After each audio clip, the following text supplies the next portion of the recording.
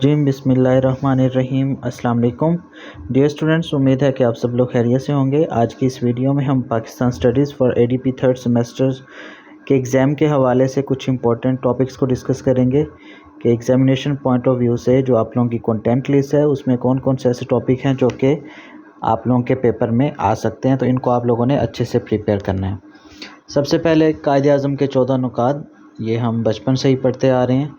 इसके साथ है पाकिस्तान में पहले मार्शल लॉ की वजूहात, कि कौन कौन सी ऐसी वजूहात थीं जिसकी वजह से पाकिस्तान में पहले मार्शल लॉ का वजूद हुआ।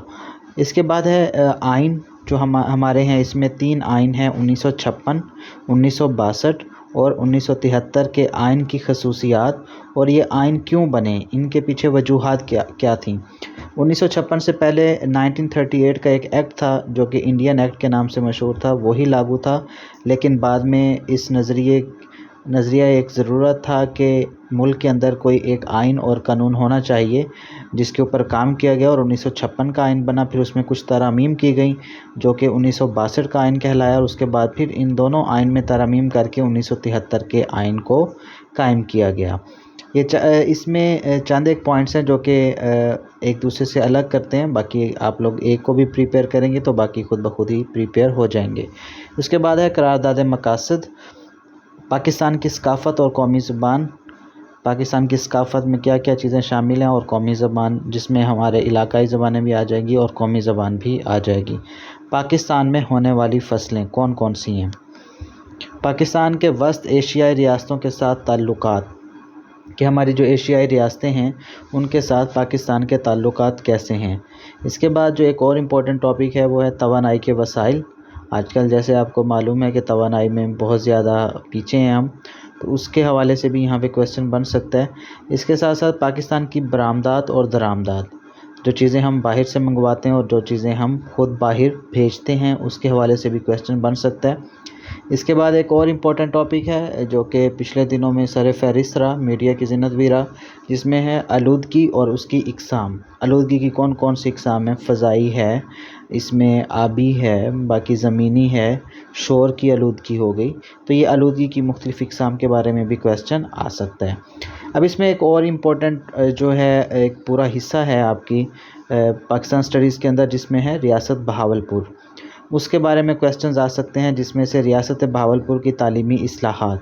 जैसा कि आप सबको मालूम है कि तालीमी लिहाज से भी रियासत बहावलपुर पाकिस्तान बनने से पहले ही बहुत ज़्यादा पॉपुलर थी इस खित्ते के अंदर, जिसमें स्कूल्स, कॉलेजेस, इवन के हॉस्पिटल्स वगैरह हर चीज़ यहाँ से ही।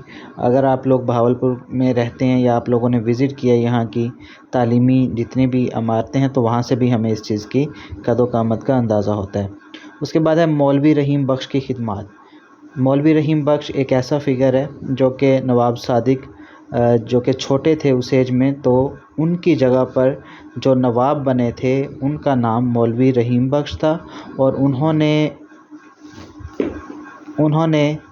यहाँ पर काफ़ी सारी खिदमत सर अंजाम दी, जिसकी वजह से उनकी खिदमत को याद रखा जाता है। क्योंकि जो नवाब साहब थे वो बचपन में थे अभी, मींस कि उनकी एज इतनी ज़्यादा नहीं थी कि वो तमाम अमूर को संभाल सकें रियासत के, तो मौलवी रहीम बख्श ने उनकी जगह पर ये तमाम जो थी वो खिदमत सर अंजाम दी थी। तो मौलवी रहीम बख्श का फ़िगर जो है इसमें बहुत ज़्यादा इम्पोर्टेंट है।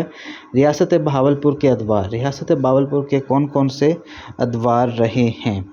इसके साथ साथ एक और इम्पोर्टेंट टॉपिक जो कि आ जाता है पेपर्स में, इंडस कोइन के हवाले से, ये भी एक इम्पोर्टेंट है। इंडस कोइन एक ऐसी बहरी जहाज़ है, एक ऐसा बहरी जहाज़ है जो कि नवाब साहब जो थे वो अपने आमदोरफ्त के लिए इस्तेमाल करते थे, तो उसके ऊपर भी क्वेश्चन आ सकता है। इसके साथ साथ मेरी प्रीवियस ईयर्स की वीडियो भी पड़ी हैं, इसके ऊपर आप लोग उसको भी देख लें, वहाँ पर भी इंपॉर्टेंट क्वेश्चंस जो हैं वो डिस्कस किए गए हैं।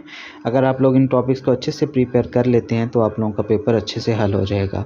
और लाजमी अपने बाकी फेलोज़ के साथ शेयर किया कीजिए, वीडियो को लाइक लाजमी कीजिएगा, दुआ में याद रखिएगा। अल्लाह हाफिज़।